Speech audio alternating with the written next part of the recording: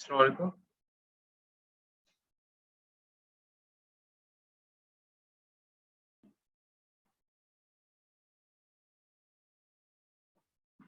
अच्छा, अटेंडेंस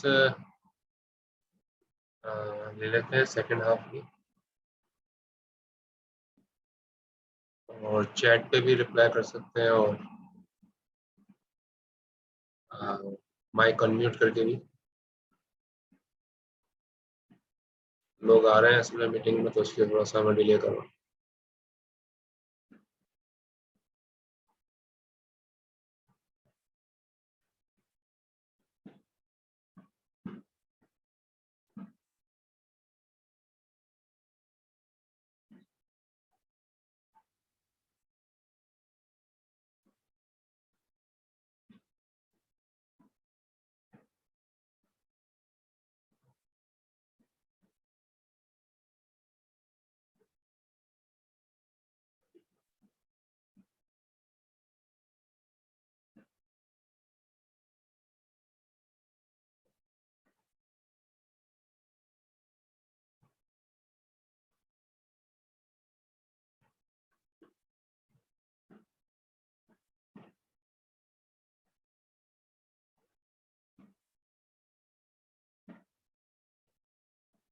चलिए, मोहम्मद अम्मार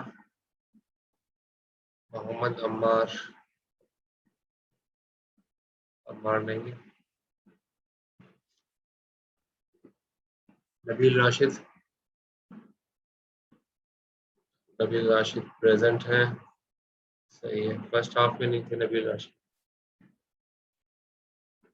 अच्छा, रामिश अहमद, रामिश रामिश नहीं है।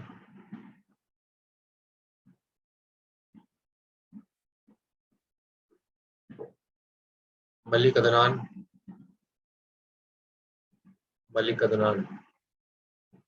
नहीं है। मलिक अदनान।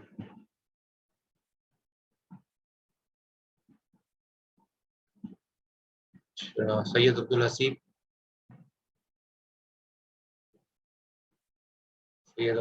भी नहीं है।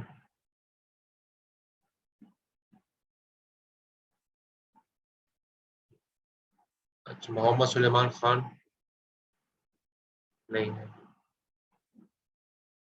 अच्छा, इसके बाद है मोहम्मद फुरकान।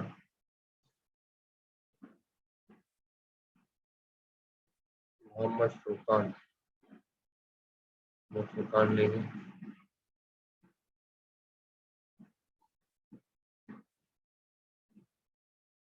मोहम्मद मुबशिर इकबाल प्रेजेंट है, ठीक है। सबा बतूल, ठीक है, प्रेजेंट है। जरीन गुल प्रेजेंट है, ठीक है। मोहम्मद माज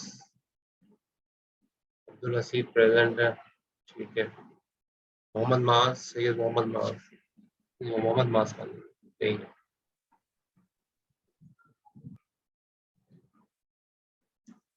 और मौजम अली खान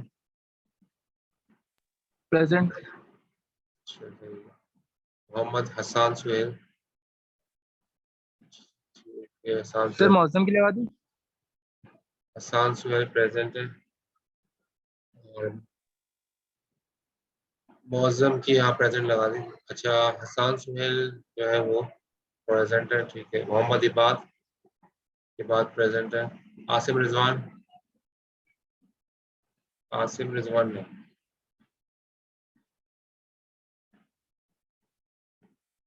मोहम्मद शाहजेब जाफरी, ठीक है, प्रेजेंट है। सैयद मोहम्मद हुसैन, सही है, प्रेजेंट। हम्माद हुसैन, ठीक है, प्रेजेंट है। हम्माद अब्दुल बारी, मोहम्मद बिलाल भी है। मोहम्मद बिलाल भी प्रेजेंट है, मोहम्मद बारी प्रेजेंट है। सही है। हाफिज फरजन अहमद प्रेजेंट है। उबैदुल्लाह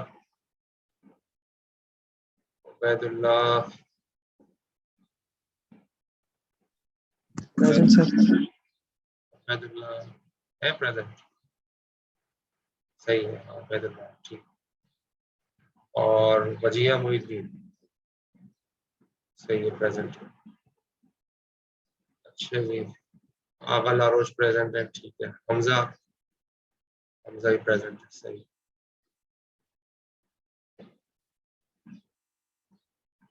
अच्छा, आगा लारोश आप वो फर्स्ट हाफ में थे आप? फर्स्ट हाफ में आपका नाम नहीं आया मेरे को।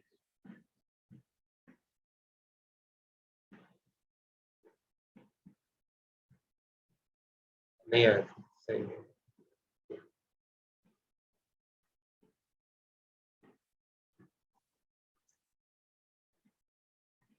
चलिए, मैं एब्सेंटीज के नाम कॉल कर रहा हूँ सेकंड हाफ में जो एब्सेंट है। मोहम्मद अम्मार, रामिश अहमद, मलिक अदनान और मैं प्रेजेंट हूँ रामेश। रामिश प्रेजेंट है, ठीक। मोहम्मद अम्मार, मलिक अदनान, मोहम्मद सुलेमान, मोहम्मद फुरकान आ गए, यस सर, मैं आ गया हूँ। ठीक है। I am present. मोहम्मद माज एब्सेंट है सेकंड हाफ में, और आसिम रिजवान, ये लोग एब्सेंट है, बाकी प्रेजेंट। चलिए क्लास स्टार्ट कर लेते हैं, अटेंडेंस हो गई।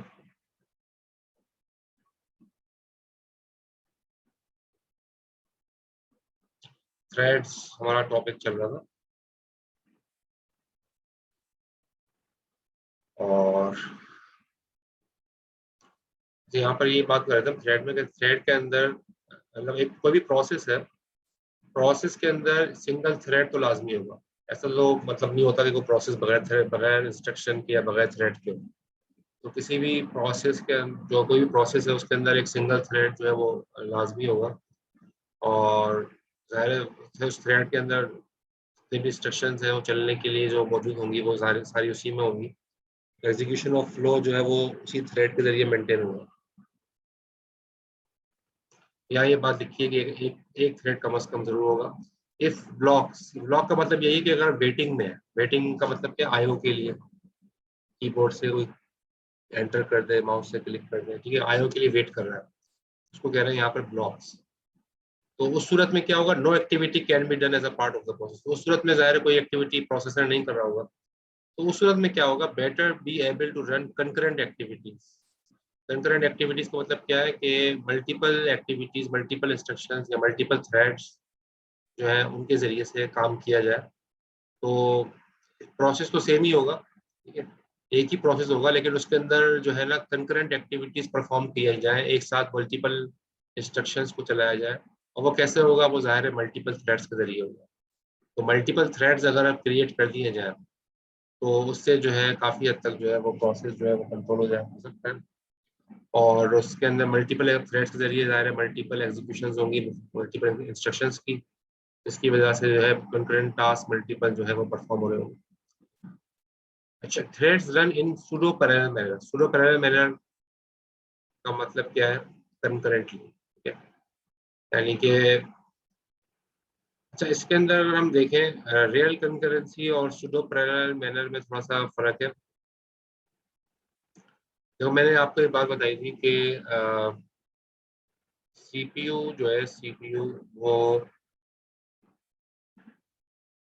एक सीपीयू भी हो सकता है, ठीक है, एक सीपीयू भी हो सकता है और मल्टीपल सीपीयू भी हो सकता है।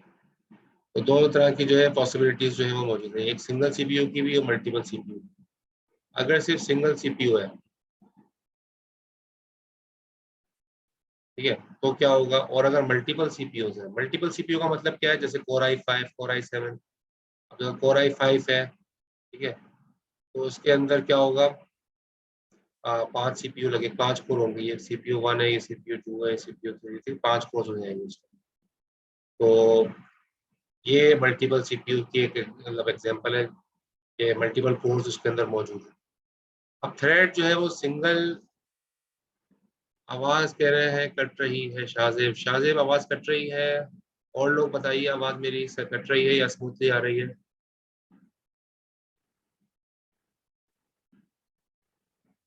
चैट पे बता दें, ऐसे बता दें आवाज सबको सही आ रही है, तो कट तो नहीं रही आवाज मेरी।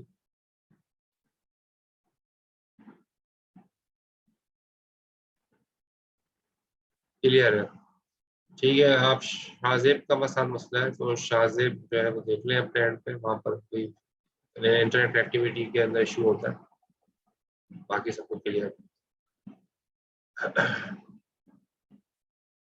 अच्छा देखिए, यहाँ पर थ्रेड जो है ना वो प्रोसेस, मल्टीपल प्रोसेस भी होता है, single thread, single threaded process भी होता है, मल्टी थ्रेडेड प्रोसेस भी होता है। सिंगल थ्रेडेड प्रोसेस का मतलब क्या है? एक ही प्रोसेस है, ठीक है, वो सिंगल थ्रेडेड होता है। मल्टीपल थ्रेडेड प्रोसेस का मतलब क्या है कि एक प्रोसेस है P1, ठीक है, P1 है, उसके अंदर मल्टी थ्रेडेड है, इसके एक थ्रेड चल रहा है, ये एक इंस्ट्रक्शन का जो फ्लो है ये ऐसे चल रहा है, एक दूसरा इंस्ट्रक्शन का फ्लो चल रहा है, एक तीसरा इंस्ट्रक्शन का फ्लो चल रहा है, तो उसको कहेंगे मल्टी थ्रेडेड प्रोसेस। तो हम ये कहेंगे P1 जो है मल्टी थ्रेडेड प्रोसेस है। अब P1 अगर अगर सीपीयू एक ही है तो मल्टी थ्रेडेड प्रोसेस कैसे एग्जीक्यूट होगा उसको समझ लेता। तो वो करेगा क्या कि जाहिर है सीपीयू एक ही है तो एक वक्त में वो एक ही थ्रेड चलाएगा। ये फॉर एग्जांपल आपका थ्रेड 1 है, ठीक है, ये थ्रेड 2 है, और फॉर एग्जांपल ये थ्रेड आपका 3 है, ठीक है। तो एक वक्त में वो एक ही थ्रेड चलाएगा अगर एक ही सीपीयू है।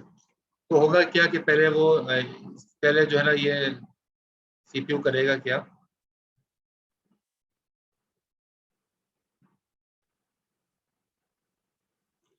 फॉर एग्जांपल पहले थ्रेड 1 जो है ना, पहले थ्रेड 1 सीपीयू चलाएगा, ठीक है। तो थ्रेड 1 चलेगा और इसको इसकी टाइम स्लाइसिंग कर लेगा, उससे कुछ टाइम स्लाइसिंग, ठीक है, फॉर एग्जांपल 10 मिली सेकंड कर लेता, चला 10 मिली सेकंड चलाएगा इसको, ठीक है। फिर थ्रेड 10 मिली सेकंड के बाद वो थ्रेड 2 को चलाएगा सीपीयू, इसके उसको भी 10 मिली सेकंड चलाएगा, ठीक है।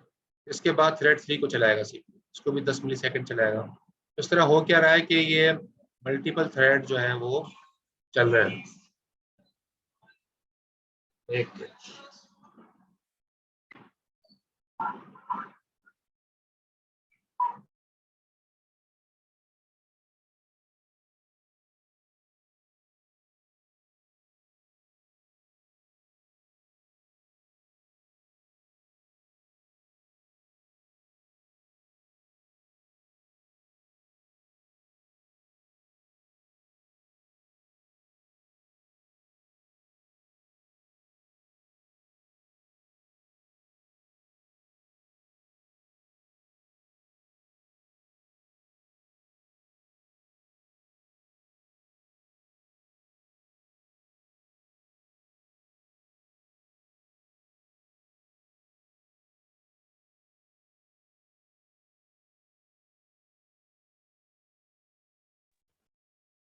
अच्छा जी, बात हो रही थी कि अगर सिंगल थ्रेडेड मल्टीपल थ्रेड्स हैं, सीपीयू अगर एक है तो वो टाइम स्लाइसिंग करेगा। अगर फॉर एग्जांपल इसने 10 मिली सेकंड इसको दिए, फॉर एग्जांपल P1 के फॉर इंस्टेंस 30 मिली सेकंड है टोटल, P1 को टोटल 30 मिली सेकंड चलना था, तो वो 30 मिली सेकंड जो है ना वो डिवाइड होंगे।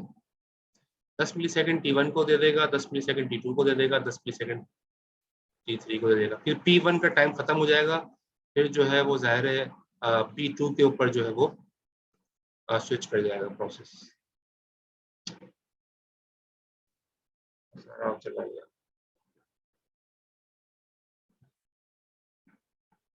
ठीक है।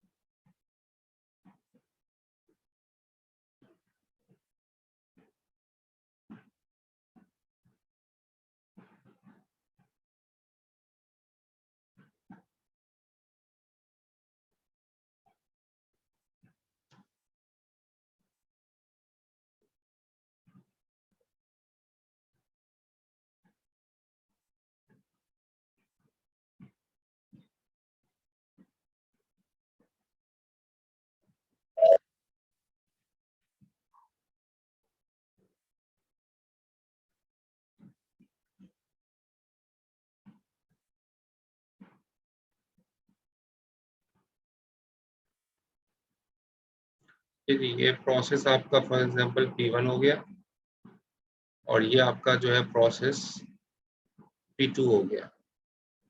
दो प्रोसेस हो गए, एक प्रोसेस P1 है और एक प्रोसेस P2 है। ठीक है? अगर P1 के अंदर भी P1 भी मल्टी थ्रेडेड प्रोसेस है, P2 भी मल्टी थ्रेडेड प्रोसेस।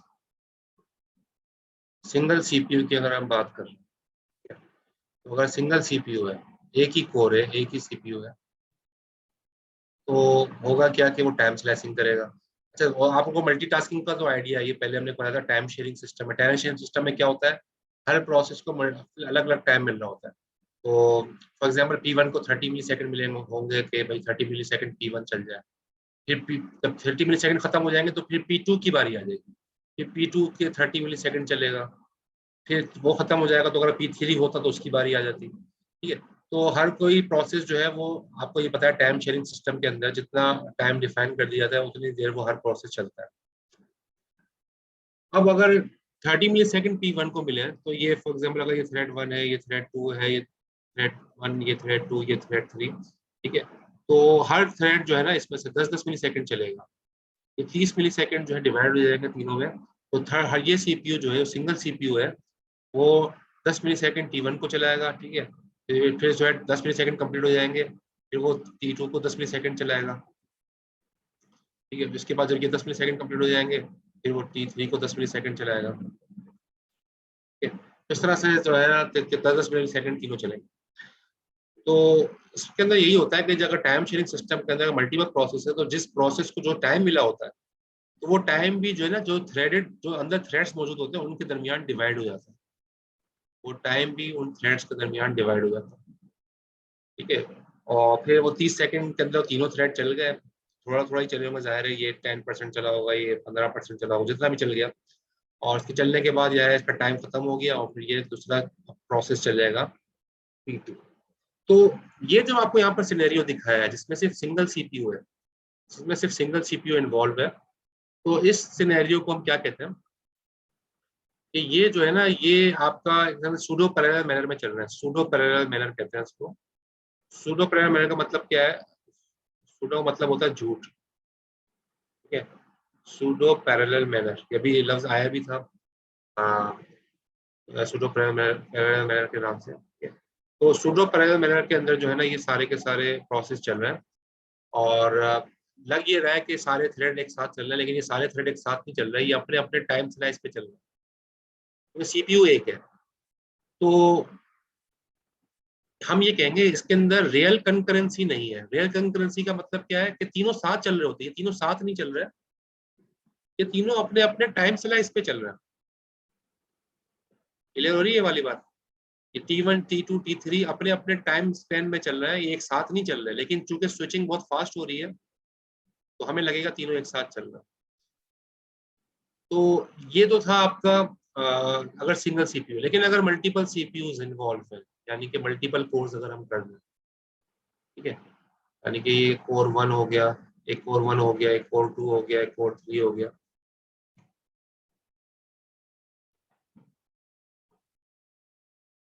एक कोर 4 हो गया। ठीक है, 4 कोर्स फॉर एग्जाम्पल लगे, तो बड़ा आसान हो जाएगा। ये एक थ्रेड जो है वो एक कोर चलाएगा, दूसरा थ्रेड दूसरा कोर चलाएगा, तीसरा थ्रेड तीसरा कोर चलाएगा। ठीक है, इसको भी 10-10 मिली सेकंड चलेंगे, ये भी 10-10 मिली सेकंड नहीं चलेगा, सॉरी, यहाँ पर टाइम स्लैशिंग नहीं होगी। यहाँ 30 सेकंड के अंदर 30 सेकंड इसको भी मिल रहे होंगे, 30 सेकंड इसको भी मिल रहे होंगे, 30 सेकंड इसको भी मिल रहे होंगे। ये बात आपको समझ में आई? यानी कि हर थ्रेड 30-30 मिली सेकंड चल जाएगा, क्योंकि यहाँ पर ये प्रोसेसर मल्टीपल है, यहाँ सिंगल प्रोसेसर था। इस केस में प्रोसेसर सिंगल था, तो इसमें वो टाइम, हर एक को टाइम के थोड़ा थोड़ा टाइम देके चला रहा था। लेकिन यहाँ पर प्रोसेसर मल्टीपल है, तो तीनों थ्रेड्स एक साथ चल जाएंगे अलग अलग सीपीयूज पे, और तीनों को 30-30 सेकंड्स तीनों को मिलेंगे। तो जाहिर है ये ज़्यादा फास्ट फास्ट काम करेगा ये प्रोसेस 2, क्योंकि मल्टी कोर होने की वजह से ये अलग अलग सी कोर इसको चलाएंगे। तो इसको हम कहेंगे कि दिस इज रियल कंकरेंसी। ये रियल कंकरेंसी है कि वाकई में एक साथ चल रहे हैं, अपने अपने टाइम पे नहीं चल रहे हैं, बल्कि वाकई में ये एक साथ चल रहे हैं।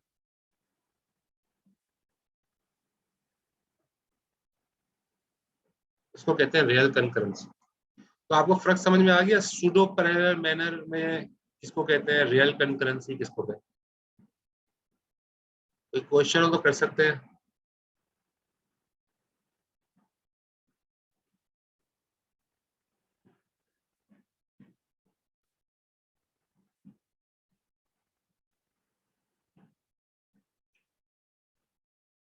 अब आपको फायदा समझ में आ रहा होगा कि मल्टी थ्रेडेड प्रोसेस कितना जो है ना बेनिफिशियल है। ठीक है, क्योंकि जाहिर है अलग अलग क्रॉस थ्रेड जो है वो अलग अलग कोर्स के ऊपर चल रहा है, और इसके अंदर 30 सेकंड तीनों चल जाएंगे, यहाँ पर बल्कि 10-10 सेकंड चल रहा है। तो सूडो पैरेलल मैनर के अंदर जो है स्लो होता है, रियल कंकरेंसी जहाँ हमें मिल जाए वो फास्टर एग्जीक्यूशन होती है, इसलिए कहते हैं कोर i5 कोर i7 जो है वो। लेकिन एक बात और भी है जो इम्पोर्टेंट बात है इस डिस्कशन के अंदर, वो ये कि अगर कोई प्रोसेस ऐसा है जिसके अंदर मल्टीपल थ्रेड्स तो हैं, लेकिन वो सारे मल्टीपल सीपीयू भी हैं, मल्टीपल थ्रेड्स भी हैं। ठीक है, यहाँ पर भी 3 थ्रेड्स हैं और यहाँ पर जो है 4 जो है सीपीयू है। मल्टीपल सीपीयूज भी हैं, मल्टीपल थ्रेड्स भी हैं, लेकिन अगर ये थ्रेड डिपेंडेंट होते हैं एक दूसरे के, यानी कि टी वन के अंदर कोई ऐसा पैरामीटर होता कि जब तक वो नहीं चलेगा तो उस वक्त तक T2 रुका रहेगा, है ना? तो T2 जो है वो डिपेंडेंट होता अगर टी वन का कोई टास्क कंप्लीट होता, बीच में से पीछे आपको दिखाया था कोई फंक्शन है, कोई फंक्शन को कोई पैरामीटर पास करना, जब तक वो पैरामीटर मिलेगा नहीं वो फंक्शन चलेगा नहीं। तो अगर थ्रेड 2 जो है वो डिपेंडेंट है, अगर T1 के अंदर कोई काम ऐसा हो रहा है उसके, तो जाहिर है फिर T1 और T2 एक साथ नहीं चल सकते। और अगर T2 डिपेंडेंट है किसी काम के जो T3 के, तो ये फिर वो पहले T1 को चलाएगा। तो पहले T1 चलेगा और जाहिर है T1 और अब कितने परसेंट चलता है वो देखा जाएगा, क्योंकि वो साथ इसलिए नहीं चल पाएगा शुरू से क्योंकि T2 जो है वो डिपेंडेंट है T1 की कुछ इनपुट के। तो T1 जब चलेगा और जब वो इनपुट मिलेगी उसके बाद ही T2 चलना शुरू होगा, उससे पहले T2 चल नहीं सकता। तो ये भी देखना बहुत जरूरी होता है कि जो थ्रेड्स हैं उनके अंदर डिपेंडेंसी कितनी है। अगर थ्रेड्स बहुत ज्यादा डिपेंडेंट है तो फिर कंकरेंसी हमें उस लेवल की नहीं मिल पाएगी जिस लेवल की हमको चाहिए। यानी कि समझे कंकरेंसी जो है वो उसकी परसेंटेज कम हो जाएगी काफी हद तक, क्योंकि डिपेंडेंसी की वजह से दूसरा थ्रेड देर से स्टार्ट होगा, वो वेट करता रहेगा कि T1 कब अपना आउटपुट दे तो मैं शुरू करूँ। हो सकता है वो T1 50% चल जाए फिर वो ऐसा आउटपुट दे जो फिर T2 जो है उसको एक्सेप्ट करके आगे चले। तो 50% तक जब T1 चल रहा है उस वक्त तक T2 जो है नहीं चल पाएगा। ये वाली बात आपको समझ में आ रही है? डिस्कशन जो मैं कर रहा हूँ ये डिपेंडेंसी की वजह से जो है ना थ्रेड्स जो है वो एक साथ नहीं चल पाएंगे, आगे पीछे देर से कुछ थ्रेड चलेंगे, जिसकी वजह से हम पूरा फायदा डिपेंडेंसी की वजह से रियल कंकरेंसी का नहीं उठा पाएंगे। लेकिन मैं फिर भी जाहिर है वो इससे बेहतर होगा, सूडो पैरेलल मैनर से बेहतर होगा। Any question? ये कॉन्सेप्ट समझना बहुत जरूरी है। ठीक है, तो ताकि हमें थ्रेड्स का जो है फायदा भी पता चले और थ्रेड्स किस तरीके से और कौन कौन से इश्यूज होते हैं थ्रेड्स के अंदर, वो भी जो है चीजें हमें क्लियर हो जाए।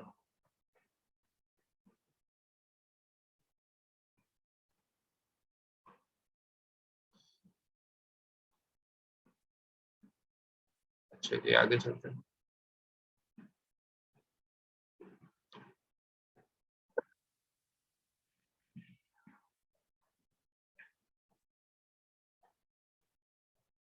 ये वाली डिस्कशन हमने कर ली।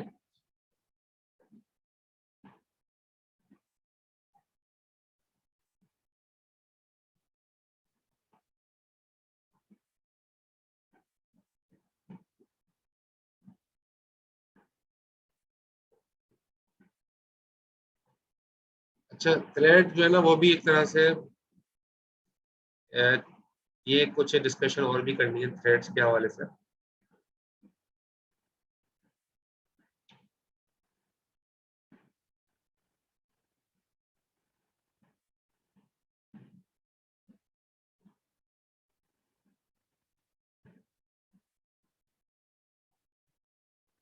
ठीक है।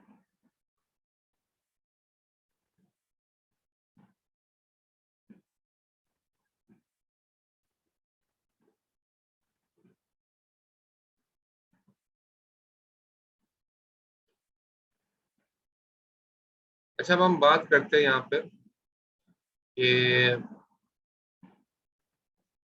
जो है थ्रेड के बारे में। थ्रेड जो है ना वो हर थ्रेड का जो है, जैसे हमने देखा था कि जैसे अभी थोड़ी देर पहले मैं डायग्राम बनाई, हर प्रोसेस का, हर प्रोसेस की जो स्टेट मेंटेन होती है, ठीक है ना। फॉर एग्जाम्पल ये प्रोसेस है तो उसकी जो मेंटेन, उसकी जो इसकी जो सीपीयू की स्टेट मेंटेन होगी, जो जो चीज़ें मेंटेन होंगी उसकी इंफॉर्मेशन रखी जाती है उसके प्रोसेस कंट्रोल ब्लॉक में। हम पहले पढ़ चुके हैं, ठीक है, कि प्रोसेस कंट्रोल ब्लॉक के अंदर हर प्रोसेस की जो है वो सीपीयू की स्टेट मेंटेन होती है, पीसीबी जिसको हम कहते हैं, प्रोसेस कंट्रोल ब्लॉक, ठीक है। उसमें हर प्रोसेस की जो है स्टेट मेंटेन होती है। तो लेकिन जो थ्रेड्स है, अच्छा एक बात है, थ्रेड, ये थ्रेड जो है ना, ये थ्रेड जो है वो अलग से अपना एरिया रिजर्व नहीं करते हैं चलने के लिए, बल्कि ये प्रोसेस का ही एरिया यूज करता है। यानी प्रोसेस का जो डेटा है या फिर प्रोसेस का जो एरिया है, ये थ्रेड सारे उसी को यूज करते हैं, अलग से अपना कोई एरिया नहीं बनाते। तो थ्रेड जो है वो एक ही प्रोसेस के अंदर उसी प्रोसेस का एरिया और उसी प्रोसेस का डेटा यूज करता है। तो थ्रेड्स की भी स्टेट मेंटेन होती है। अभी अभी आपको थोड़ी देर पहले दिखाया कि कभी थ्रेड 1 चलेगा, कभी थ्रेड 2 चलेगा, कभी थ्रेड 3 चलेगा। अगर सिंगल सीपीयू है तो एक एक थ्रेड 1 बाय 1 चलता रहेगा, जो सूडो पैरेलल मैनर के बारे में मैंने आपको बताया। तो होगा क्या कि जब सारे थ्रेड, एक एक थ्रेड जो है सूडो पैरेलल मैनर में चलेगा, तो सबको इनका भी जो है स्टेटस मेंटेन होगा। इसका थ्रेड्स का स्टेटस कैसे मेंटेन होता है, टीसीबी में, थ्रेड कंट्रोल ब्लॉक, ठीक है। Thread control block, process control block process के लिए होता है और थ्रेड कंट्रोल ब्लॉक थ्रेड के लिए होता है। यानी कि थ्रेड का इस वक्त, इस थ्रेड की जो है वो सीपीयू का स्टेटस क्या है, सीपीयू स्टेटस समझ में, सीपीयू स्टेटस का मतलब क्या, रजिस्टर की वैल्यू क्या होगी। सीपीयू स्टेटस का मतलब है उसके रजिस्टर की वैल्यू क्या होगी, ईएक्स, ईबीएक्स, ईसीएक्स, यानी कि मुख्तलिफ जो सीपीयू के रजिस्टर्स हैं उनके अंदर इस थ्रेड के हवाले से क्या क्या इन्फॉर्मेशन है वो सेव हो जाएगी उसके टीसीबी में, ठीक है। और इस तरह से स्टैक, हर टीसीबी का अपना स्टैक होता है, ठीक है। स्टैक किसे कहते हैं, स्टैक ज़ाहिर बिल्ट इन होता है। आपने असेंबली लैंग्वेज पढ़ी होगी ना, असेंबली लैंग्वेज, तो असेंबली लैंग्वेज में आपने स्टैक देखा होगा कि स्टैक के अंदर जो है स्टैक के अंदर चीज़ों को जो हम पुश करा देते हैं और वो जो है जो थ्रेड से रिलेटेड चीज़ें होंगी वो उसके स्टैक में पुश हो जाएंगी, ठीक है। T1 का जो है स्टैक अलग होगा, T2 का, थ्रेड 2 का स्टैक अलग होगा, थ्रेड 3 का स्टैक अलग होगा। हर थ्रेड का अपना सीपीयू स्टेटस होगा, हर थ्रेड का अपना स्टैक होगा जिसकी बिहाफ पे वो चल रहे होंगे। तो कहने का मकसद ये है कि थ्रेड जो है ना वो थ्रेड्स को चलाने के लिए जो है वो उनका थ्रेड्स का जो स्टेटस है टीसीबी के अंदर मेंटेन होता है और प्रोसेस का स्टेटस जो है वो पीसीबी में मेंटेन होता है, ठीक है। तो थ्रेड्स के दरमियान जो स्विचिंग होगी वो टीसीबी के जरिए से उसका पता चल जाएगा कि भाई कौन सा थ्रेड कितने % चला, ठीक है। तो 10 सेकंड में जहाँ तक चला होगा, 10 मिली सेकंड में ज़ाहिर है दूसरा जहाँ तक चला होगा, तीसरा जहाँ तक, तो तब वो पहले पर आएगा तो वहीं से स्टार्ट करेगा जहाँ तक चल चुका है। वो इन्फॉर्मेशन कहाँ से लेगा, उसके टीसीबी से, उसके टीसीबी से इन्फॉर्मेशन ले लेगा और फिर वहां से कंटिन्यू करेगा जहां से उसको छोड़ा था थ्रेड 1 को। तो इस तरह से थ्रेड, जैसे प्रोसेस कंट्रोल ब्लॉक मेंटेन होता है, थ्रेड कंट्रोल ब्लॉक मेंटेन होता है। अच्छा, प्रोसेस कंट्रोल ब्लॉक को मेंटेन करता है कर्नल। ये बात जो है मतलब पता होगी आपको कि कर्नल मेंटेन करता है, ठीक है। प्रोसेस कंट्रोल ब्लॉक को कर्नल मेंटेन करता है, जो ऑपरेटिंग सिस्टम का अहम पार्ट है। लेकिन जो थ्रेड कंट्रोल ब्लॉक है उसको कर्नल मेंटेन नहीं करता, बल्कि थ्रेड कंट्रोल ब्लॉक को जो मेंटेन करता है वो लाइब्रेरी मेंटेन करती है जिस प्रोग्रामिंग लैंग्वेज के अंदर आपने थ्रेड को जो है वो चलाया है। यानी कि फॉर एग्जांपल जो ऑपरेटिंग सिस्टम के अंदर हो उसकी जो लाइब्रेरी है जिस प्रोग्रामिंग लैंग्वेज में, अगर फॉर एग्जांपल आपने C# में चलाया तो C# के नाम से, C# के अंदर थ्रेडिंग के नाम से एक लाइब्रेरी है, ठीक है। तो वो लाइब्रेरी के अंदर थ्रेड्स सारे क्रिएट होते हैं। जावा के अंदर भी थ्रेड की जो है लाइब्रेरी मौजूद है। तो लाइब्रेरी को इंपोर्ट कराते हैं अपने प्रोग्राम में, ठीक है। उस प्रोग्राम में जैसे इंपोर्ट कराएंगे तो लाइब्रेरी के सारे फीचर्स आपके प्रोग्राम में आ जाएंगे फिर वो लाइब्रेरी के अंदर आप थ्रेड क्रिएट कर देते हो। तो दूसरे लफ्जों में हम ये कह सकते हैं कि थ्रेड जो है ना वो यूजर क्रिएट करता है, बजाय ये कि कर्नल क्रिएट करे, वो थ्रेड यूजर का जो प्रोग्राम है वो क्रिएट करता है। ठीक है, तो बाहर से कर्नल को ये एक ही कर्नल को नजर आएगा कि ये एक प्रोसेस है, P1 एक प्रोसेस है, और इसको अंदर का नहीं पता होगा कर्नल को कि इसके अंदर थ्रेड्स कितने हैं, ये कर्नल नहीं जानता। कर्नल इस बारे में बिल्कुल ला इलम है कि how many threads are actually inside the process, क्योंकि कर्नल सिर्फ प्रोसेस को हैंडल कर रहा है, कर्नल सिर्फ प्रोसेस को जानता है। तो अवेयरनेस कर्नल को थ्रेड्स के बारे में नहीं होती, ठीक है, क्योंकि कर्नल इसको क्रिएट भी नहीं करता। ठीक है, तो टीसीपी के जो जाहिर है जो थ्रेड्स क्रिएट करता है वो लाइब्रेरी क्रिएट करती है, जिस प्रोग्रामिंग लैंग्वेज के अंदर ये आपने प्रोग्राम लिखे होते हैं, तो वो लाइब्रेरी क्रिएट करती है, और वो लाइब्रेरी जो है वो मेंटेन कर रही होती है थ्रेड्स को, और क्रिएट भी करती है, मेंटेन भी करती है, फिर टर्मिनेट भी करती है। ऐसे सारे काम जो थ्रेड्स के अंदर जो स्विचिंग होता है, कॉन्टेक्स्ट स्विचिंग, वो भी जो है वो इसी लाइब्रेरी की मदद से होती है। यानी कर्नल से बिल्कुल इंडिपेंडेंट ये काम कर रहा होता है। इसी वजह से हम कहते हैं कि threads are more faster than process. ये प्रोसेस को जो हैंडल कर रहा होता है वो कर्नल कर रहा होता है, अलग अलग प्रोसेस है, वो दूसरा प्रोसेस है P2।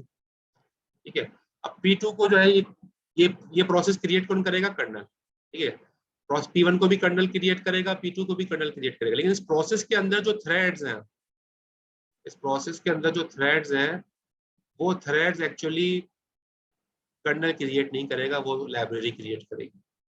तो कर्नल का काम ये होता है कि प्रोसेस को क्रिएट करना, प्रोसेस के दरमियान इंटर स्विचिंग कराना, प्रोसेस का प्रोसेस कंट्रोल ब्लॉक जो है मेंटेन करना, और जो लाइब्रेरीज होती हैं बिल्ट इन लाइब्रेरी जो कि जिसमें आपने कोडिंग की होती है प्रोग्राम की, वो एक्चुअली थ्रेड्स को क्रिएट करती हैं, और थ्रेड्स के दरमियान स्विचिंग वगैरह, टर्मिनेट, क्रिएशन, सारा काम उसका करती है। अच्छा, एक बात और भी है, जिस काम में कर्नल इन्वॉल्व होगा वो काम स्लो हो जाएगा, क्योंकि जाहिर है मोड चेंज होता है ना, यूजर मोड से कर्नल मोड, ये मैंने आपको पहले बताया था कि मोड मोड बिट के जरिए से जो मोड चेंज हो जाता है, यूजर मोड से कर्नल मोड पे चला जाता है। तो कर्नल मोड स्लो होता है, ठीक है, कर्नल मोड स्लो होता है, यूजर मोड फास्ट होता है। तो प्रोसेस की क्रिएशन जाहिर है रिलेटिवली स्लो होती है थ्रेड्स की क्रिएशन से। तो थ्रेड्स जो अगर जो है वो, क्योंकि थ्रेड चूंकि लाइब्रेरी मेंटेन कर रही है, तो थ्रेड ज्यादा जल्दी जल्दी क्रिएट होते हैं, मेंटेन होते हैं, तेज काम करते हैं, वेटिंग टाइम इसमें कम होता है। कर्नल के जो प्रोसेस क्रिएशन का वेटिंग टाइम है वो ज्यादा होता है। इसलिए इट इज बेटर आइडिया कि आप प्रोसेस कम बनाए, थ्रेड ज्यादा बनाए, प्रोसेस कम हो और प्रोसेस के अंदर थ्रेड ज्यादा हो, तो ये फास्टर एग्जीक्यूशन होगी, बजाय इसके कि ज्यादा प्रोसेस बनाए, सिंगल थ्रेडेड प्रोसेस ज्यादा बनाए, एक प्रोसेस बना रहे, एक ही थ्रेड है और ज्यादा प्रोसेस बना रहे हैं, वो चीज स्लो कर देगी सिस्टम को, क्योंकि कर्नल उसको प्रोसेस को बना रहा होता है, तो कर्नल जो है वो ओवरऑल परफॉर्मेंस को स्लो डाउन कर देगा। तो बेटर आइडिया ये होता है कि प्रोसेस की तादाद कम हो, थ्रेड्स की तादाद हर प्रोसेस के अंदर ज्यादा हो, ताकि फास्टर एग्जीक्यूशन हो सके। क्लियर हुआ ये डिस्कशन जो मैंने आपको की है, इस स्लाइड में जो चीजें बताई है? कोई भी क्वेश्चन हो तो आप कर सकते हैं।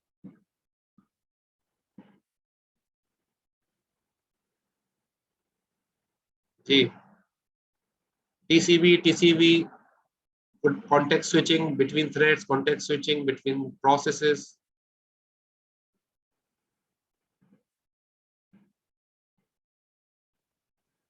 कर्नल क्या काम करता है, लाइब्रेरी क्या काम करती है, थ्रेड्स कौन बनाता है, ये सारी बातें मैंने अभी कर ली स्लाइड। कोई क्वेश्चन?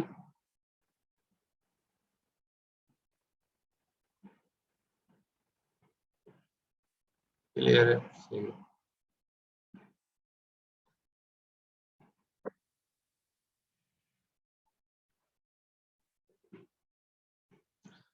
तो ये कुछ बातें थी यहाँ पर जो हमने देखी।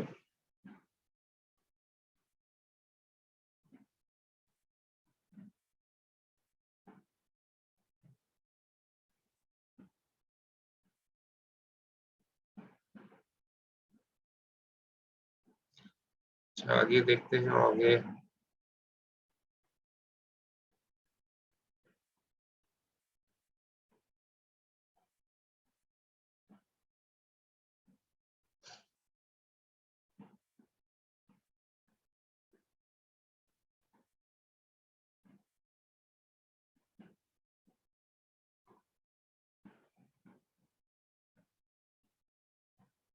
जैसे ये देखें लिखा है यूजिंग सिस्टम डॉट थ्रेडिंग, ये C# के अंदर इस तरीके से थ्रेडिंग की लाइब्रेरी है, उसको जो है आप इंक्लूड करा सकते हैं अपने प्रोग्राम में। और फिर एक थ्रेड बनाया आपने T1 के नाम से, ये थ्रेड क्लास है, उसका ऑब्जेक्ट बन गया T1, ठीक है, एक ऑब्जेक्ट बना दिया T1, और इस तरह से आपने उसको वो रन Y करेगा।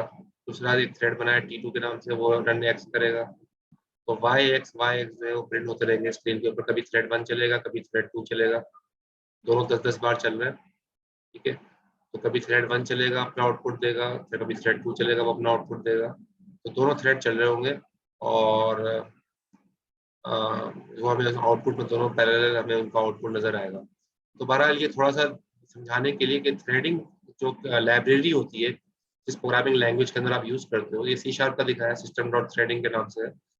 तो उस लाइब्रेरी को यूज करते हुए आप थ्रेडिंग को जो है अप्लाई कर सकते हो। जावा के अंदर भी अलग नाम से थ्रेडिंग का क्लास है मौजूद, लाइब्रेरी मौजूद है, तो वो आप जावा के अंदर भी इंपोर्ट कर सकते हो, ठीक है, C# में भी कर सकते हो, जो जो फैसिलिटेट कर रहा है वहां पर आप उसको एम्बेड कर सकते हो।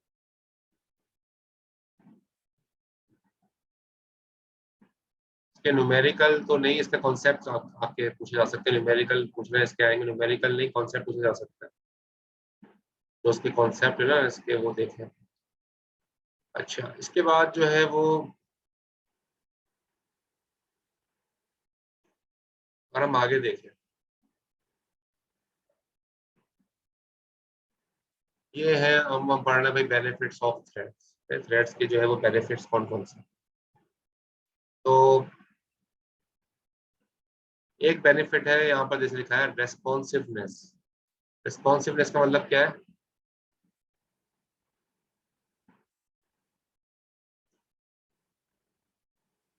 कि one thread blocks another one run, यानी कि एक थ्रेड किसी वजह से रुक गया, ब्लॉक का मतलब रुक जाना, किसी वजह से रुक गया, आईओ के लिए वेट कर रहा है, कीबोर्ड से कोई एंटर कर दे कोई की, तो वो उसके लिए वेट कर रहा है।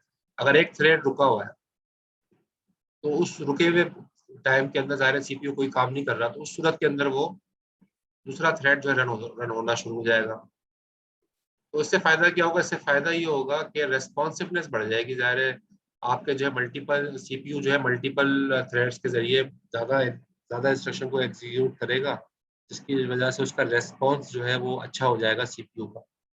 तो रेस्पॉन्सिवनेस बेटर हो जाती है अगर हम थ्रेडिंग को यूज करें। यहाँ पर हम थ्रेडिंग के बेनिफिट्स देख रहे हैं, ठीक है। तो थ्रेडिंग के बेनिफिट्स के अंदर ये है कि रेस्पॉन्सिवनेस इंप्रूव होती है अगर मल्टीपल थ्रेड्स यूज करें। तो आइडल टाइम पे, यानी कि जब सीपीयू फारिग बैठा हो या सब सीपीयू वेटिंग कर रहा हो, जब कोई थ्रेड ब्लॉक हो, तो उस सूरत के अंदर वो मल्टीपल थ्रेड्स को चला के दूसरे काम सर अंजाम दे सकता है।